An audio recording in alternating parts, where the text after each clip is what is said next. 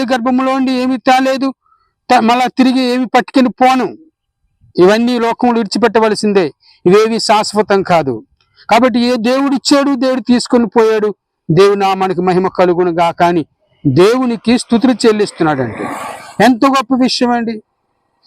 మన జీవితంలో ఏదైనా కీడు జరిగినప్పుడు, మన జీవితంలో ఏదైనా నష్టం కలిగినప్పుడు, మన జీవితంలో ఏదైనా శ్రమ కలిగినప్పుడు, బాధ కలిగినప్పుడు మనం ఏం చేస్తామంటే, దేవుడు నాకే పెట్టాలి శ్రమ, నాకే పెట్టాలి కష్టము, నాకే పెట్టాలి రోగము, నాకే పెట్టాలి శ్రమ అని నానా రకాలుగా దేవుణ్ణి దూషించవచ్చు. మనం దూషించే పరిస్థితి కూడా మనము కలుగుండొచ్చు. కానీ మనలాంటి మనస్తత్వం కాదండి ఏబు గారు. ఏబు గారి మనస్తత్వం చాలా విశ్వాసంతో కూడింది, దేవుని పట్ల భయభక్తులతో కూడింది, దేవుడి పట్ల నమ్మకంతో కూడింది. ఎంత గొప్ప విశ్వాసం అండి. ఎంతగా